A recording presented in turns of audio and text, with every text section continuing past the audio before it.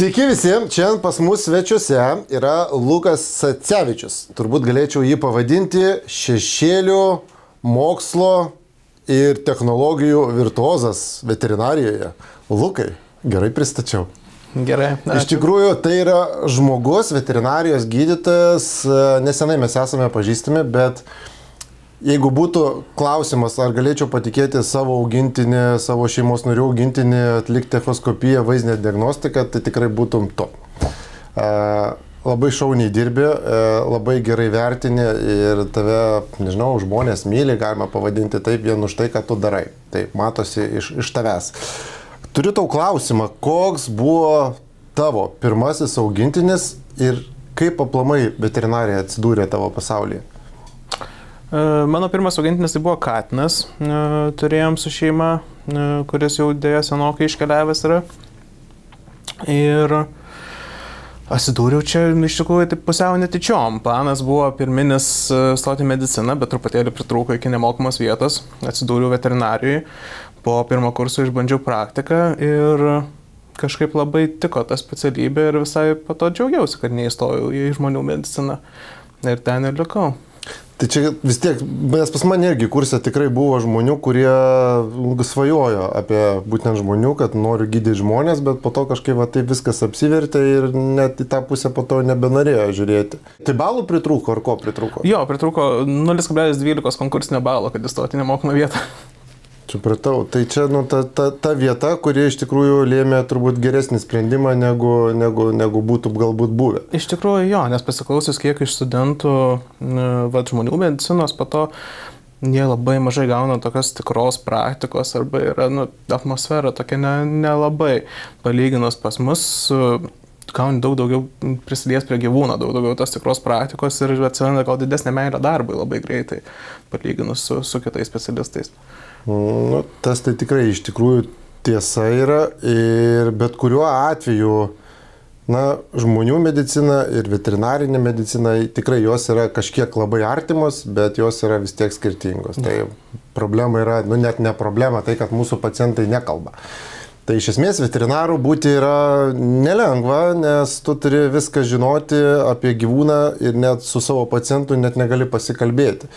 Čia net yra toksai, galima sakyti, anekdotas, nežinau, gal girdėjęs esi, kai ateina veterinaras pas šeimos gydytoją, atsisėda į kėdę ir jisai sėdė, tada gydytojas sako, kas sako atsitiko, kuom sako skundys. Sako, tai jeigu aš pasakysiu, kuom skundžiasi, sako, tai čia bet kas tada gydyti gali. Tai va tas ir yra, kad mūsų pacientai to negali pasakyti, mes turime surišti ir paciento savijautą, paciento tyrimus su kliento visom anamnezėm, ir pripažinti, tai nebūna iš tikrųjų lengva. Tikrai ne, bet ir darbas tuo pačiu labai įdomus dėl to. Taip. Kokios keisčiausios situacijas, jeigu prisiminsi, čia tikrai nelengva prisiminti, dirbdamas veterinarijos gydytojų, ar kažkokią tokią situaciją prisimeni, patyręs kažką, gyvenimišką. Nežinau, keistos žiūrint iš kurios pusės. Paimkime, galiu iš savo, gal tau lengviau bus, jeigu aš pasakysiu, tai anksčiau labai nemažai buvo pas mane naktinio darbo. Aha. Ir naktim dirbdavau, ir skambučių buvo tų naktinio, ir miegi naktį skambina. Labas vakaras, labas naktis, mums skauda dantį, ar galite padėti? Tai kaip ir galiu, tada pradedi klausinėti, kada atsitiko, kaip buvo. Ir tu tik tais atvažiavęs į kliniką ir atvažiavę žmonės, tu supranti, kad skauda dantį tai ne šuniui ar katei, o skauda dantį žmogui. Ir tada tu žiūri jį, jisai žiūri tave ir tada tik tu supranti, kad tu čia nelabai jau šito vietoje padėsi. Tai tokių kuriozinių situacijų iš tikrųjų būtent su naktiniu darbu, kas buvo, tai tikrai buvo labai labai daug. Labai skiriasi žmonės, kada vieni eina miegoti anksti ryte, kiti eina vėlai miegoti ir būna žmonės skambina 3 nakties, nors jie sako, mes su vyru vakarieniaujam, nors man tai praktiškai rytas, o kitam jau tenais gaunasi, kad jau ten naktis. Vakarieniaujam, matom, kad kažkas kačiuką atsitiko. Tai ką, paimsiu telefoną ir paskambinsiu, pasišnekėsiu. Tai tokių situacijų ir skambučių tikrai pasitaikė yra daug, bet iš tų kuriozinių turbūt dar nėra tiek tos daug, kiek darbo metų kad kažką tokio neatsimeni. Jo, tokių rimtų, gyvai nebuvo situacijų. Iš naktinio darbo, jo, kai dirbau universiteto klinikoje, bet čia tik tai skambučių teko bendrauti su žmogum, apie 4 ryto gaunam skambutį, kas jau įprastas reikalas, dažniausiai būna kažkokie skubios pagalbos pacientai. Ir jis manęs klausė, o kada sako, kad katės emociškai subręsta? Čia 4 ryto. Jo. Aš pasimečiau truputėlį, mes pradėjom išnekėti, sako, kad tiesiog daro nesąmonės. Šokinėja, va čia dabar su virduliu beveik nusipilikę, sako, šūkauja naktim dar ką. Ir mes taip pasikalbėjom apie kastraciją, tiesiog apie katės brendimą, taip toliau. Ir po to jis paklausinėjo dėl kastracijos, pačios procedūros, narkozės, kokia taikoma, panašiai.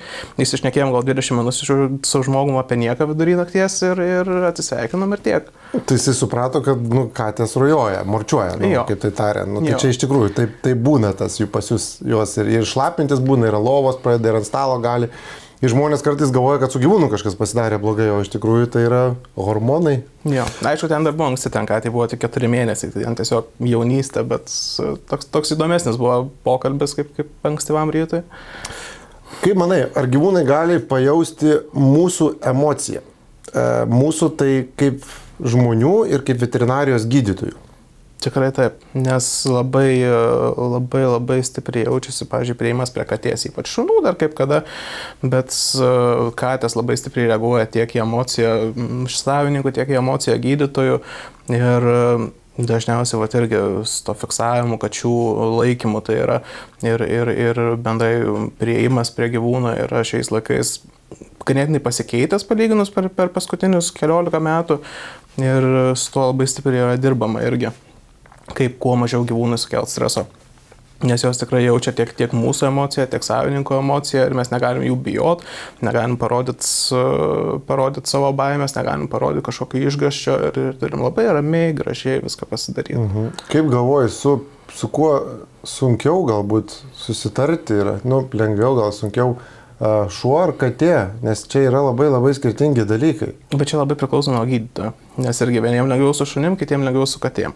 Aš gal labiau mėgstu su katėm, nes man tai geriau sekasi, tiesiog, nežinau, įpratis gal dėl to. Nes tu esi ramus galbūt dėl to. Gal su šunim galbūt kiek sudėtingiau, bet visada yra kolegų, kurių gali paprašyti padėti. Nes šuo tai dažniausiai tik tai skanda, kas nežinojo, draskosi mažai, o katės būna ir kanda, ir draskosi. Tai... šunys irgi draskosi, turiu įrodymą. Ir šunys draskosi.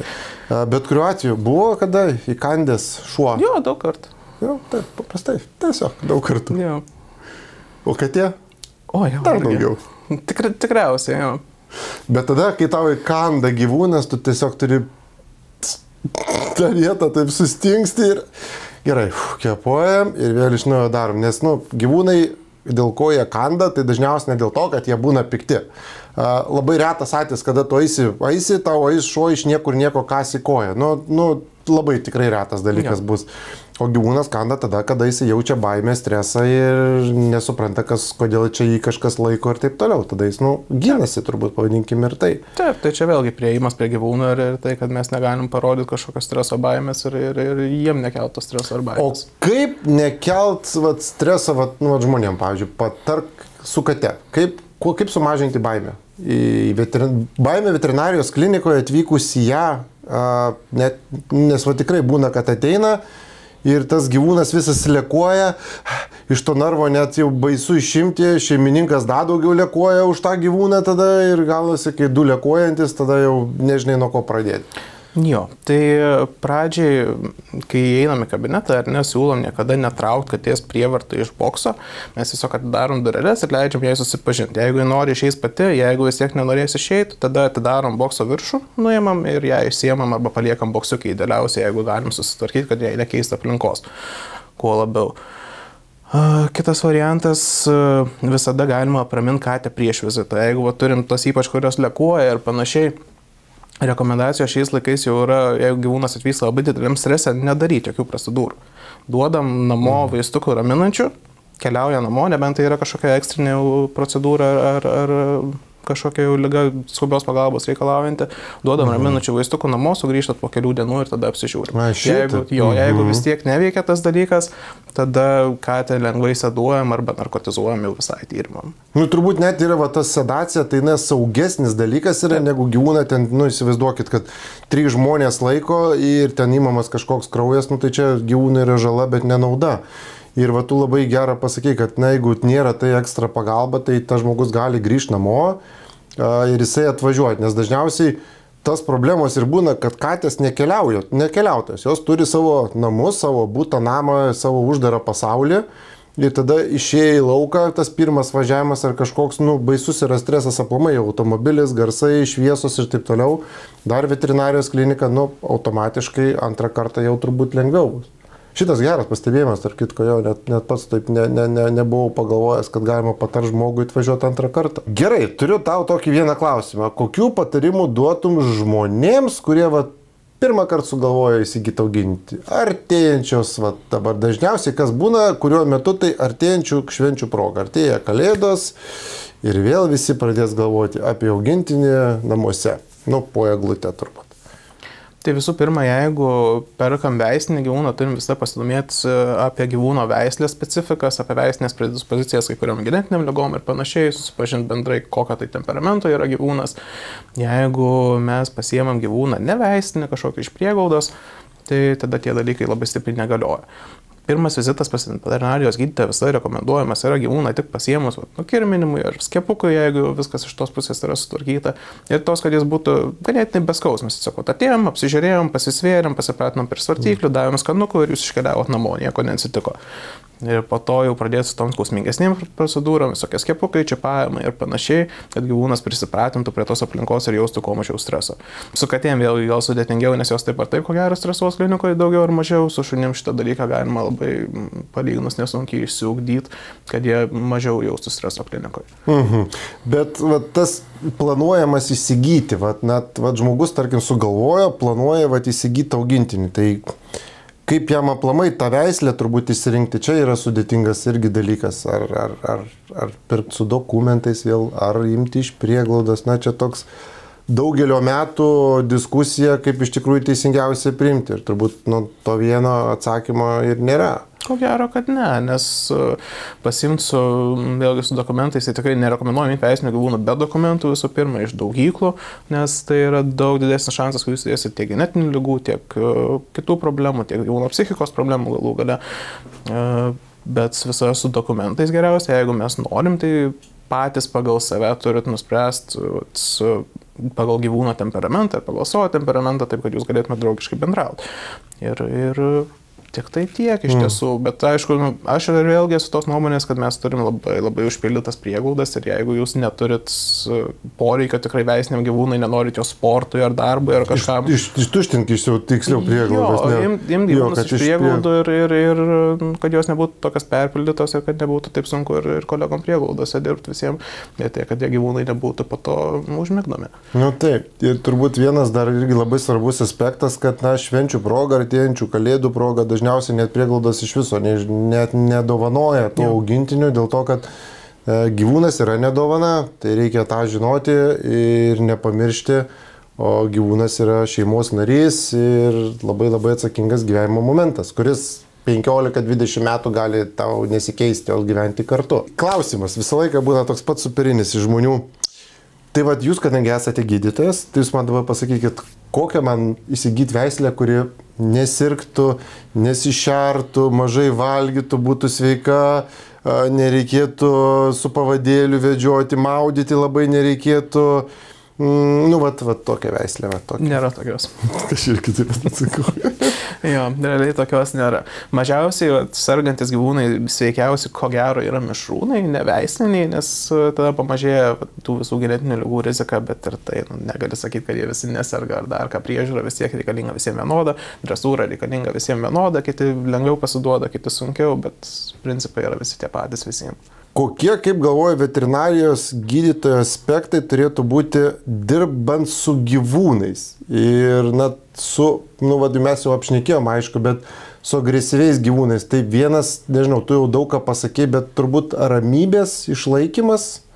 Jo, pagrindas, kad turim patys būti ramus, turim viską daryti švelniai, bet greitai, pasistengti kuo greičiau ir ramiau sutvarkyti visus reikalus, kuriuos turime susitvarkyti, sukeliant kuo mažiau streso. Ir vėlgi, jeigu mes matom, kad reikia kovoti su tuo gyvūnu, tai visada saugesnis variantas yra tiesiog sedacija. Jo, dažniausiai žmonės labai bijo sedacijos, nežinau, prisisklausė, prisiskaitė, bet paneigti turbūt ir tu tą faktą gali, kad tai yra daug saugiau gyvūnui negu. Nes sedacija palyginus vėlgi, kas yra dabar ir kas buvo prieš 10-15 metų, yra stipriai pasikeitus, vaistai yra daug saugesni ir mes galim labai drąsiai tos gyvūnus seduoti. Neleisdavau, mes atsimenu, aš net nei vieną vaistų leisdavau, tik, pagrindas eidavo į raumenį leidė, tas šuo kol užmiega, ten praeina 20 minučių, tada vėl, jeigu daleistų, jis tu vėl kažkaip, viskas keitėsi, ir įranga atsiranda ir taip toliau, ir gyvūnų gyvenimas šiai dienai gerėja ir kur kas daug kartų pagerėjęs. Turbūt net lyginant su žmonių medicina, veterinarija šuolis buvo didesnis. Ne bendraja prasme, ne, kad kas buvo prieš, tarkim, 5 metus, kaip buvo gydoma, operuojama be įrangos ir taip toliau, ir dabar 5 metus, nes žmonių medicina, jinai vis laik išlaiko aukštą lygmenį, o veterinarija buvo tokia kažkur, o dabar jinai važiuoja į patį viršų. Tai ir tau sekantis labai klausimas, aspektuojantis būtent tavo tą visą profesiją ir kaip galvoji, kokią įtaką vaizdinė diagnostika turi gyvūno gydymo planams?